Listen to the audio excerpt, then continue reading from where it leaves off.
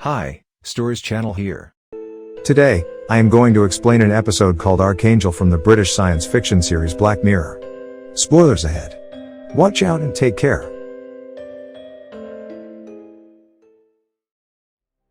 The movie starts in a labor room of a hospital.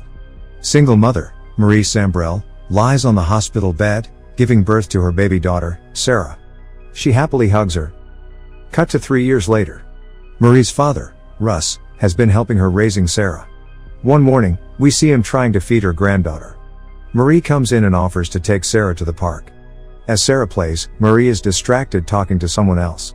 Sometime later, she notices that her daughter is missing. She calls for her but gets no reply. The screen goes blank. Then we see Marie continuing to cry and call for her daughter in the street when a man finds her. Apparently, she had followed a cat out of the park. Marie hugs Sarah in relief. A few days later, Marie takes her to a clinic. She has signed Sarah up for a trial of a procedure called Archangel. The doctor invites them in, and quickly injects Marie's forehead with a chip. She then begins explaining to Marie the benefits of the procedure. The chip just planted on Sarah enables Marie to monitor her through a tablet whenever she wants. She can have access to her location at all times, monitor her vitals like blood pressure and sugar levels, and also see whatever Sarah sees. The additional feature of the procedure includes censoring violent or sexual content that wouldn't be appropriate for a child. However, the procedure is irreversible. The doctor then changes the channel on the TV to violent gunfire. She enables the censoring feature, which blurs the TV from Sarah's point of view. The same thing happens when Sarah sees things that scare her. At home, Russ is not happy about the procedure, but Marie dismisses him. For the first few days, they have fun playing hide and seek using the tablet. Marie always enables the censor when Sarah walks by the neighbor's scary dog, so she won't be afraid. Ever since, Marie has been monitoring every move Sarah makes. One day when she is at work, the tablet starts to beep because Sarah's cortisol level is high, suggesting that she is stressed. Marie quickly checks it, and sees Ross having a seizure. She runs to help her father and saves him. It is now 6 years later. Ross has passed away. Marie and Sarah are the only ones living in the house. That day, they pay a visit to Ross's grave. Marie still always monitors Sarah. As Marie cries grieving her father's death, her face is blurred to Sarah, as it is parent advisory content. Sarah still cannot see the neighbor's dog. She walks to her school where a group of her friends watch violent videos on their tablet. Sarah asks them to describe it to her. All of her friends know that she is special. One of them, named Trick, tries to explain the video to her. When she asks him how blood looks like, he describes it as red juice. The system also censors Trick's cursing, hence Sarah only hears a muffled noise. That day at home, Sarah draws a man bleeding through his head. As she completes the drawing, the system blurs the blood. Frustrated, she sharpens a pencil and stabs her finger with it. As it starts to bleed, the system blurs it too. She puts the blood on her face to at least feel it. Just then, the tablet starts to beep, suggesting that Sarah is stressed. Marie quickly rushes to her room to see Sarah repeatedly stabbing her palm. The following day, she takes Sarah to a therapist. He shows her a picture of two people fighting, but Sarah doesn't recognize what they are doing. Marie assumes that she has autism, but the doctor tells her that it is probably the result of her whole life being censored. He then mentions that the Archangel wasn't launched nationwide because of the same reason. Since the implant cannot be removed, he suggests Marie get rid of the parental unit.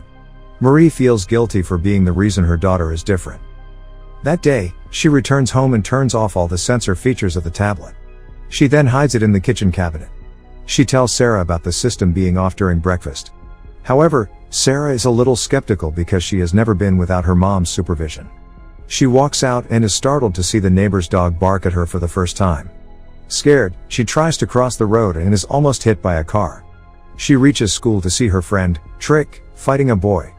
She can see his busted lips for the first time. Trick is happy that she can finally see everything and takes the opportunity to show her sexual contents and violent videos. The following day, Marie sees Sarah off to school, then keeps the tablet in the attic. Sarah gets more accustomed to the neighbor's dog and quickly runs when she sees it. A lot of time passes. Sarah is now 15 and is fully accustomed to life without Marie's supervision. She even makes friends with the neighbor's dog. That day, she is with her friend, Meryl, at school when they encounter Trick. He is all grown up now. Trick and Sarah seem to like each other. He invites the girls to a bonfire beside the lake. They accept the invitation and decide to lie to their parents about going to a girls' movie night. When Sarah reaches home, she tells Marie the same. She doesn't question Sarah further. In fact, Marie too is going out with her boyfriend at night. The group of friends is now by the lake. As it turns out, Trick is a typical drug junkie now.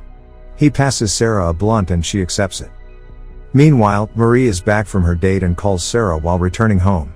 However, the call directly goes to voicemail. Worried, she calls Sarah's friend. Her mom picks it up and informs her that the girls were never there.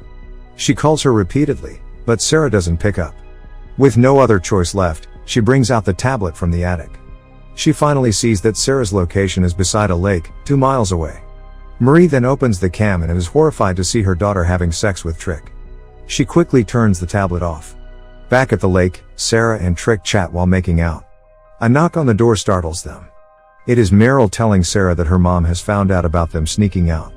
The girls then rush home in Trick's van. When Sarah is home, she apologizes to Marie for being late.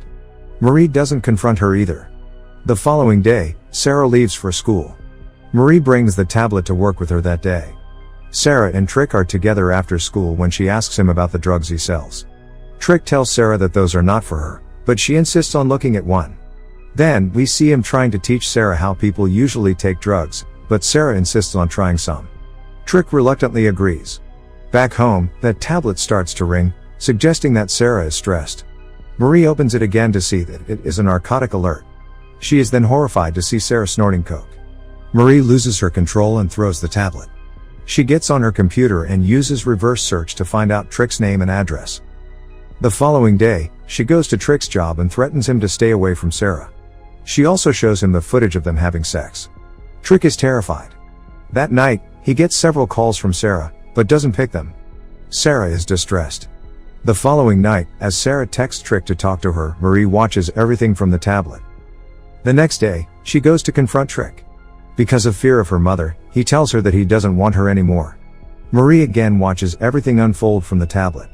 At breakfast, she crushes a birth control pill and puts it in Sarah's smoothie. Sarah doesn't feel good the whole day and even runs out of the class to vomit. She goes to the doctor later, who tells her that the vomiting is because of an emergency contraception pill. Sarah is shocked and realizes that her mother gave her the pill because she had only had a glass of smoothie that day. She rushes home and goes through the kitchen cabinets, but doesn't find anything. Then, she looks through the bin and finds an empty box of contraceptive pills.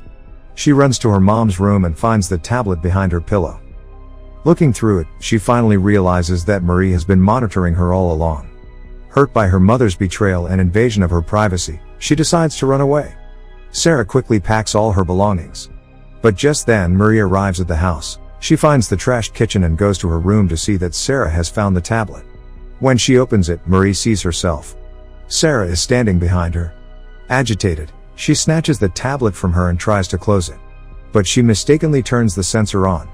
While in a fight, she hits her mother with the tablet several times, not seeing the damage she is causing. When the filter turns off, she sees Marie with several cuts and bruises lying unconscious on the floor. She quickly takes her bags and runs away. Sometime later, we see an injured Marie gain consciousness and run to look for Sarah. She goes out to the street and cries, calling for her daughter as she did at the beginning of the movie. She still tries to use the tablet to look for her, but it is destroyed. The movie ends as we see Sarah hitchhike into a truck. Subscribe for more videos like this, turn on notifications, and leave a like to help the channel out. Thank you for watching.